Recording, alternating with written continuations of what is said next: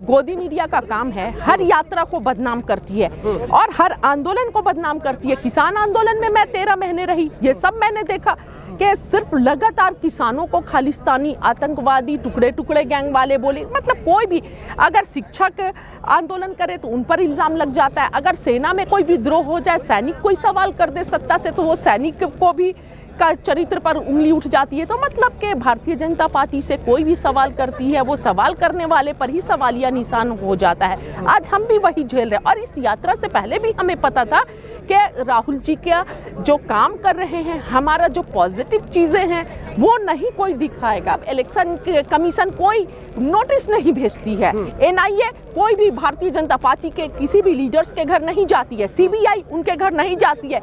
यह सारी संस्थाएं जो है सिर्फ विपक्ष के आवाज़ को दबाने के लिए, विपक्ष को कुचलने के लिए बन गई है। लेकिन नमस्कार, मैं आपके साथ औरंगजेब चौधरी, हमारे साथ बातचीत करने के लिए ज़ेबा खान हमारे साथ मौजूद है। जिस तरीके से भारत जोड़ो यात्रा लगातार कन्याकुमारी से चलकर अब जो है कर्नाटक में मौजूद है, लगातार जिस तरीके से गोदी मीडिया इसको बदनाम करने की कोशिश कर रहा है, कहीं राहुल गांधी की टी शर्ट को लेकर, तो कहीं जिस तरीके से जो भारत जोड़ो यात्री हैं वो एक तरीके से लग्जरी लाइफ को जी रहे हैं। हम क्या कहेंगे जिस तरीके से जो है गोदी मीडिया एक तरीके से दिखा रहा है जो भारत जोड़ो यात्री हैं वो एक तरीके से लग्जरी लाइफ जी रहे हैं? देखिए, ये गोदी मीडिया तो इसीलिए हमने गोदी मीडिया नाम क्यों रखा, क्योंकि ये सिर्फ विपक्ष के कामों पर सवाल उठाती है। इसकी हिम्मत तो है नहीं जो सत्ता से सवाल करेगी।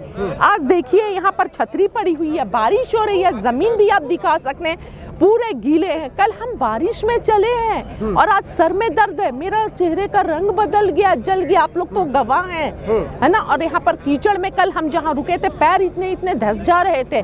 तो क्या ये लग्जरी लाइफ है? तो आप गोदी मीडिया और प्रधानमंत्री भी ये लग्जरी लाइफ के लिए उतर जाए, कन्याकुमारी से कश्मीर तक की यात्रा करे, देश से मिले, पूछे देश की जनता को क्या दिक्कत है। हमें कहाँ दिक्कत है? हमने कब रोका है प्रधानमंत्री को और भारतीय जनता पार्टी के लोगों को कि ऐसी लग्जरी लाइफ आप मत बिताइए, आप भी स्पेंड कीजिए।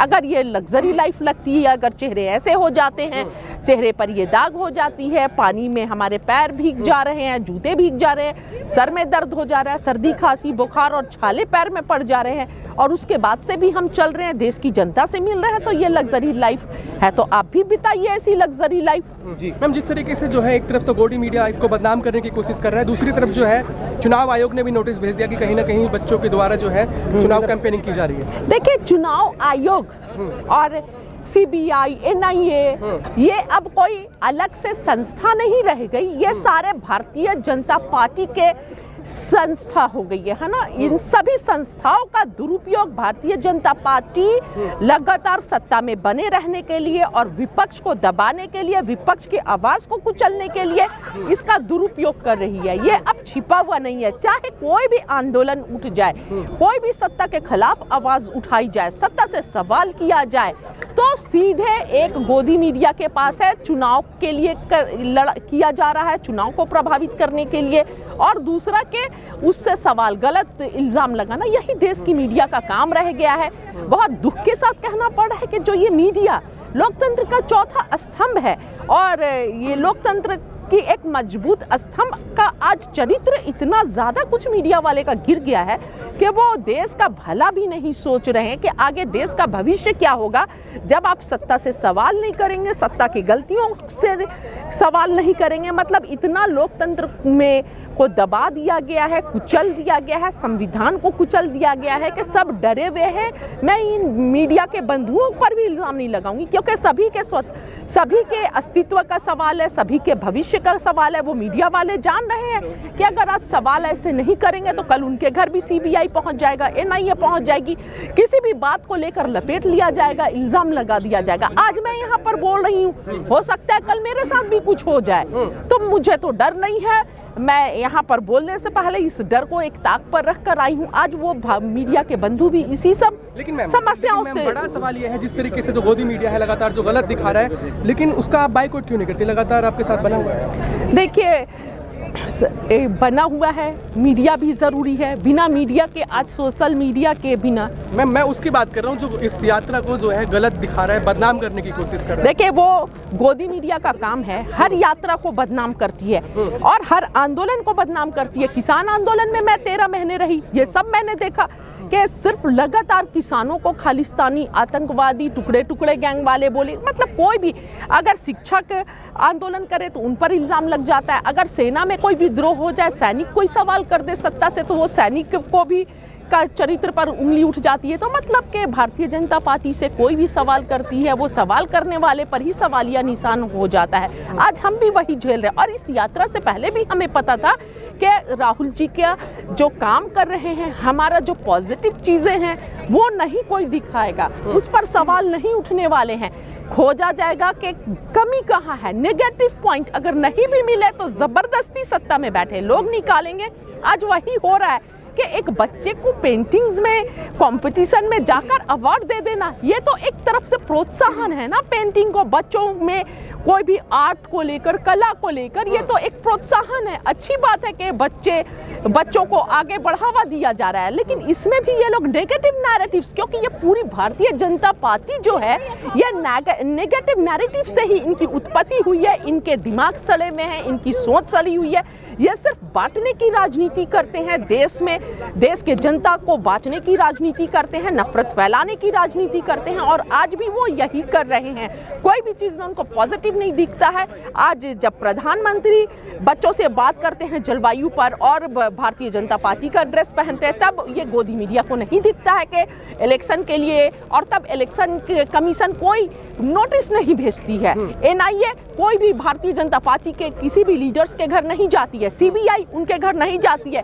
ये सारी संस्थाएं जो है सिर्फ विपक्ष के आवाज को दबाने के लिए, विपक्ष को कुचलने के लिए बन गई है। लेकिन हमारे नेता राहुल जी हैं जो सत्ता वालों के आंखों में आंख मिलाकर, पूरे देश में एक व्यक्ति राहुल गांधी है जो आज चल रहा है। अगर कोई सोचता है कि राहुल जी को रोक लेगा इन सभी बातों से, CBI से, NIA से, चुनाव आयोग से, तो राहुल जी रुकने वाले नहीं है।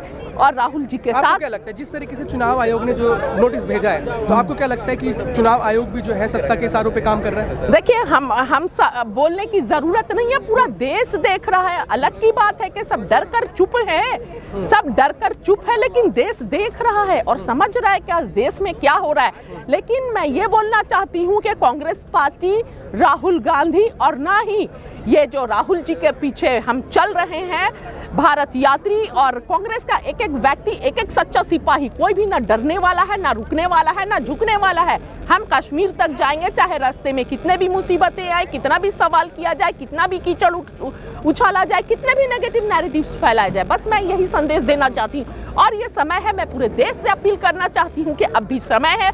पहचानिए इन सत्ता में बैठे हुए लोगों को कि इनकी असली मंशा क्या है। आपस में लड़वाना, फूट डालना और देश में चंद पूंजीपतियों को बिठा देना, यही मनुवादी विचारधारा है, ताकि पूरे पूंजीपति, कुछ पूंजीपति को पूरे देश की संपत्ति दे देना और देश के आम जन को खोखला कर देना, और ताकि सत्ता में बने रहे। तो आप अपने बच्चों के भविष्य के लिए जरूर सोचिए, आप कैसा भारत चाहते हैं।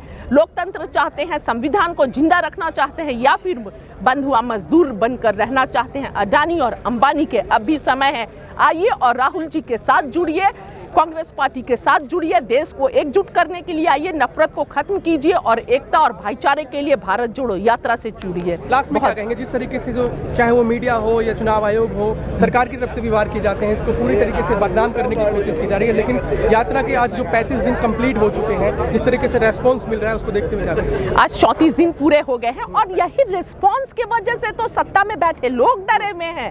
यही तो रिस्पॉन्स देख के जिस तरह लोग, पूरा जन सैलाब उमड़ कर आ रहा है राहुल जी से मिलने के लिए, जो छोटे बच्चों को भी इंतजार है, ये चीज दिखा रहा है कि छोटे बच्चे जो आने वाले भविष्य हैं वो भी राहुल जी राहुल कर रहे हैं।